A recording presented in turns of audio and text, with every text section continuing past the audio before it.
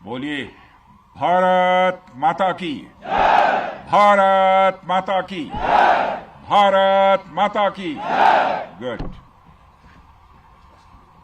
जम्मू कश्मीर के lieutenant governor Shri Manoj ji Sinha, Jammu Kashmir के मुख्यमंत्री जनाब अमर अब्दुल्ला साहब, chief of army staff general Upendra ji Dwivedi, GOC-in-C northern command lieutenant general Prateek Sharma, GOC-15 corps lieutenant general Prashant Srivastava और हमारी आर्म्ड फोर्सेस के सारे ऑफिसर्स और मेरे बहादुर जवानों, सबसे पहले आतंकवाद और आतंकवादियों से लड़ते हुए हमारे जिन बहादुर जवानों ने अपनी शहादत दी है, उनकी शहादत को मैं नमन करता हूं, उनकी मैं स्मृति को नमन करता हूं। और साथ ही पहलगाम में जो निर्दोष नागरिक आतंकवादियों के द्वारा मारे गए हैं, उनकी भी स्मृति को मैं नमन करता हूं। मैं हमारे घायल सैनिकों के साहस को भी नमन करता हूं और ईश्वर से यह प्रार्थना करता हूं कि वह जल्द से जल्द स्वस्थ हो जाएं। मेरे दोस्तों, इन विषम परिस्थिति में आप सबके बीच आज आकर मैं स्वयं को बहुत ही गौरवान्वित महसूस कर रहा हूं। हमारे प्रधानमंत्री माननीय नरेंद्र मोदी जी के कुशल नेतृत्व और मार्गदर्शन में ऑपरेशन सिंदूर के दौरान आपने जो कुछ भी किया है, उस पर पूरे देश को गर्व की अनुभूति हो रही है। मैं अभी भले ही आपका रक्षा मंत्री हूं, लेकिन उससे पहले तो मैं भारत का एक नागरिक हूं। रक्षा मंत्री के साथ साथ मैं आज भारत के नागरिक के रूप में भी आप सबके प्रति आभार व्यक्त करने के लिए यहां मौजूद हूं। पहलगाम हमले के बाद हमारे जम्मू कश्मीर की जनता ने पूरी एकजुटता के साथ और पाकिस्तान और साथ ही साथ आतंकवादियों के प्रति जिस प्रकार से अपने गुस्से का इजहार किया है, मैं जम्मू कश्मीर की जनता का भी अभिनंदन करता हूं। मेरे साथियों, आपकी उस ऊर्जा को महसूस करने आया हूं जिसने दुश्मनों को नष्ट नाबूद कर दिया है। आपने जिस तरीके से सीमा के उस पार पाकिस्तान की चौकियों और बंकरों को आपने ध्वस्त किया, दुश्मन मैं समझता हूं उसे कभी भूल नहीं सकता। आपने देखा होगा कि आमतौर पर लोग जोश में होश खो देते हैं, लेकिन आपने जोश भी रखा, होश भी रखा और सूझबूझ के साथ दुश्मनों के ठिकानों को आपने बर्बाद किया है। आज मैं यहां रक्षा मंत्री के साथ साथ एक मैसेंजर के रूप में भी आप सबके सामने मौजूद हूं। पूरे देश की शुभकामनाएं, उनकी प्रार्थनाएं और उनकी कृतज्ञता को लेकर आप सबके बीच यहां मैं मौजूद हूं। एक तरह से आप समझिए कि मैं एक डाकिया बनकर आपके बीच आया हूं और देशवासियों का संदेश लाया हूं। संदेश यह है कि हमें हमारी सेनाओं पर गर्व है। साथियों, ऑपरेशन सिंदूर सिर्फ एक ऑपरेशन का नाम भर नहीं है, बल्कि यह एक हमारी प्रतिबद्धता है, यह हमारा एक कमिटमेंट है। एक ऐसी प्रतिबद्धता जिसमें भारत ने दिखा दिया कि हम सिर्फ डिफेंस नहीं करते हैं, जब वक्त आता है तो हम कठोर निर्णय भी लेते हैं और कठोर कार्रवाई भी करते हैं। यह ऑपरेशन उस एक एक जवान की आंखों में देखा गया सपना था कि हर आतंकी ठिकाना, चाहे वह घाटियों में छुपा हो या बंकरों में दबा हो, हम वहां पहुंचेंगे और दुश्मन की छाती चीर कर हम उन आतंकी ठिकानों को खत्म करके ही हम वापस लौटेंगे। मेरे साथियों, ऑपरेशन सिंदूर आतंकवाद के खिलाफ भारत द्वारा चलाई गई अब तक के इतिहास की, मैं मानता हूं, यह सबसे बड़ी कार्रवाई है। 35-40 वर्षों से भारत सरहद पार से चलाए जा रही आतंकवाद का सामना कर रहा है। आज भारत ने पूरी दुनिया को यह साफ कर दिया है, यह स्पष्ट कर दिया है कि आतंकवाद के खिलाफ हम किसी भी हद तक जा सकते हैं। साथियों, आतंकवादियों ने पहलगाम में आतंकवादी घटना को अंजाम देकर भारत के मस्तक पर चोट पहुंचाने की कोशिश की है। भारत की सामाजिक एकता को तोड़ने का भी प्रयास किया गया है। उन्होंने भारत के माथे पर वार किया, हमने उनकी छाती पर वार किया है और छाती पर घाव किया है। पाकिस्तान के जख्मों का इलाज इसी बात में है कि वह भारत विरोधी और आतंकवादी संगठनों को पनाह देना बंद करे और अपनी जमीन का इस्तेमाल भारत के खिलाफ किसी भी सूरत में न होने दे। साथियों, आपको याद होगा कि लगभग 21 साल पहले स्वर्गीय अटल बिहारी वाजपेयी जी के सामने इसी पाकिस्तान ने इस्लामाबाद में डिक्लेरेशन किया था कि अब उनकी धरती से आतंकवाद एक्सपोर्ट नहीं किया जाएगा। मगर पाकिस्तान ने भारत को धोखा दिया है, पाकिस्तान ने भारत को छला है और आज भी वह धोखा दे रहा है। इसका खामियाजा अब उसको भारी कीमत करके भुगतना पड़ा है और यह कीमत, यदि आतंकवादी वारदातें चलती रही तो लगातार यह बढ़ने ही वाली है। हमारे प्रधानमंत्री श्री नरेंद्र मोदी जी ने दो टूक शब्दों में आतंकवाद के खिलाफ भारत की नीति को रीडिफाइन कर दिया है, इसे परिभाषित कर दिया है, जो यह कहती है कि हिंदुस्तान की सरजमी पर किया गया कोई भी आतंकी हमला एक एक्ट ऑफ वार माना जाएगा।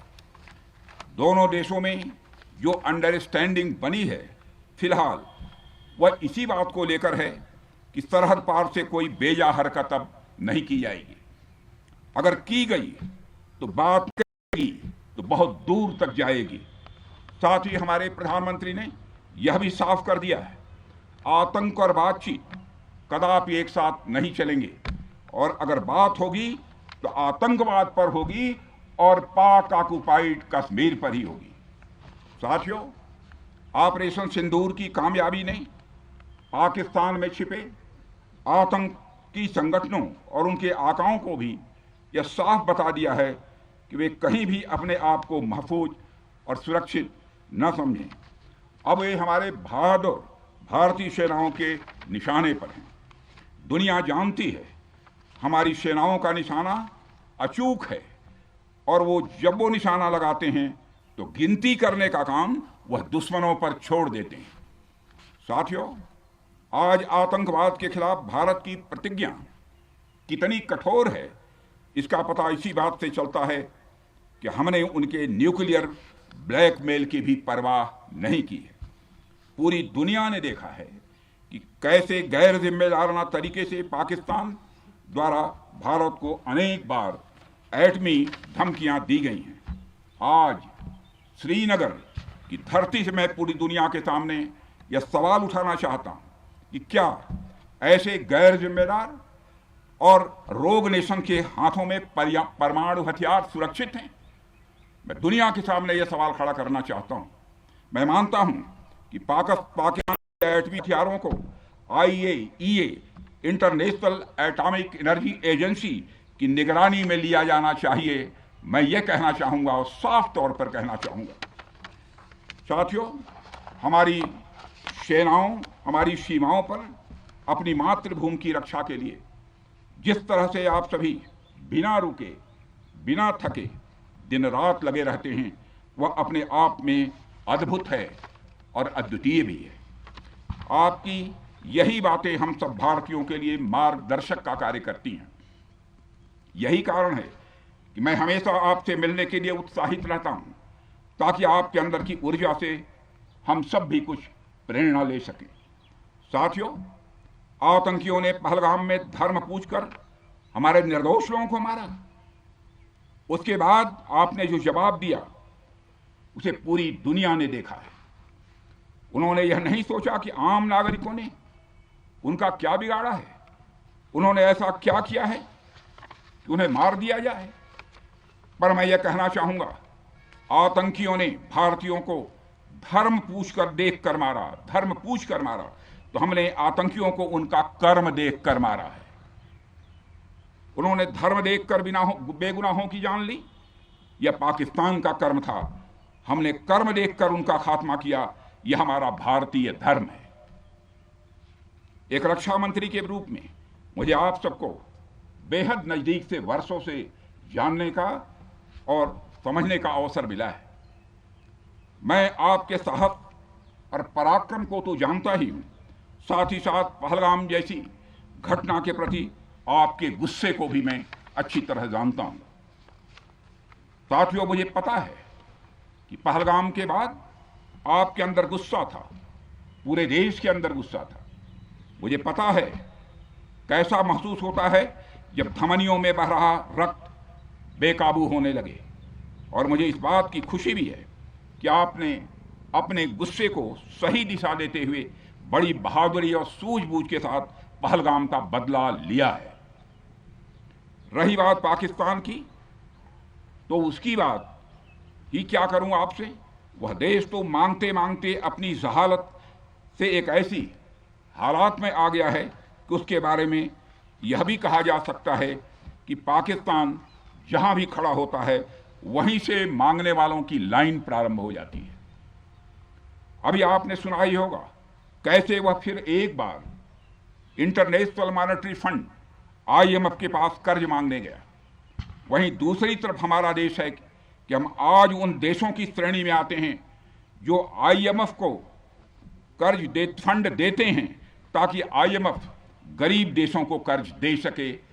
ऐसी स्थिति में हमारा यह भारत है। रामचरितमानस में स्वामी तुलसीदास जी ने लिखा है, जहां सुमतितः संपत्ति नाना, जहां कुमतितः विपत्ति निदाना। यानी जहां सुमति होती है, अच्छी नीतियां होती हैं, वहां सुख और समृद्धि होती है, और जहां कुमति होती है, बुरी मति होती है, केवल दूसरों के हित की भावना होती है, वहां तरह तरह की विपत्तियां स्वाभाविक रूप से आती ही हैं। पाकिस्तान जिसका जीता जागता यह उदाहरण है। साथियों, भारत के बारे में पूरी दुनिया यह बात जानती है कि हमने हमेशा शांति को प्राथमिकता दी है। हम आमतौर पर युद्ध के समर्थक कभी नहीं रहे, लेकिन स्थितियां जब इतनी विकट हो जाएं, जब देश की संप्रभुता पर आक्रमण होने लगे, तो जवाब देना यह आवश्यक हो जाता है। राष्ट्र कवि रामधारी सिंह दिनकर जी की पंक्तियां आपके सामने रखना चाहूंगा। रुग्ण होना चाहता कोई नहीं, रुग्ण होना चाहता कोई नहीं, रोग लेकिन आ गया जब पास हो तिक्त औषधि, कड़वी औषधि। तिक्त औषधि के सिवा उपचार क्या, शमित होगा वह नहीं मिष्ठान्न से। यानी कोई बीमारी अगर लग जाए तो वह मिठाई से दूर नहीं होती है, उसके लिए कड़वी दवा ही काम करती है। इसलिए आतंकवाद जैसे रोग के लिए भी ऑपरेशन सिंदूर जैसी दवा की बड़ी जरूरत हो गई थी। साथियों, पूरे देश में हमारी सेनाओं को और हमारे सैनिकों को एक सम्मान की दृष्टि से देखा जाता है। एक सशक्त राष्ट्र वही होता है जो अपनी सेनाओं को सम्मान के साथ साथ आधुनिक हथियार और साजो सामान भी दे जिसकी उसे जरूरत है। मुझे गर्व है कि आज प्रधानमंत्री जी के नेतृत्व में सरकार हमारी सेनाओं के लिए यह सब सारा काम कर रही है। हमने यह सुनिश्चित किया है कि हमारी सेनाएं हर परिस्थिति के लिए तैयार रहें।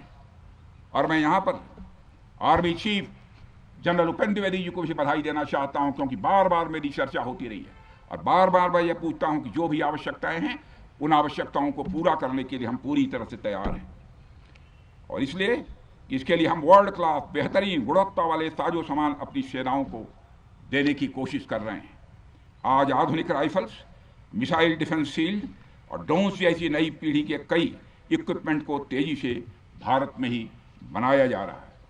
साथियों, इसके अलावा सीमावर्ती इलाकों में हमने जो काम किया है वो आप सब देख रहे होंगे। आज LAC और LOC पर भी कनेक्टिविटी है, वैसी पहले शायद कभी नहीं थी। हमने हर स्तर पर यह दिखाया है कि हमारी सरकार केवल युद्ध भूमि पर ही नहीं बल्कि व्यक्तिगत रूप से और पारिवारिक रूप के साथ अपने सेना के जवानों के साथ खड़ी है। साथियों, अंत में एक बार फिर आप सभी को आपके शौर्य और पराक्रम के लिए हृदय से हार्दिक बधाई देता हूं। मैं आपको यह आश्वासन देता हूं कि हमारे प्रधानमंत्री जी के नेतृत्व में देश की सरकार और देश की जनता हर कदम पर, हर स्थिति में आपके साथ कंधे से कंधा मिलाकर खड़ी है। मुझे पूरा विश्वास है कि आपके सहयोग से हम इस पूरे क्षेत्र में आतंकवाद का समूल नाश करेंगे, ताकि कल को कोई भारत की संप्रभुता के खिलाफ आंख उठाने की हिमाकत न कर सके। इसी आशा और विश्वास के साथ आप सबके शौर्य और पराक्रम की सराहना करते हुए और आप सभी को अपनी हार्दिक शुभकामनाएं देते हुए अपना निवेदन समाप्त करता हूं। बोलिए जय हिंद, जय हिंद। यहाँ का घोष वाक्य क्या है? इस भारत माता की जय है। या बात है।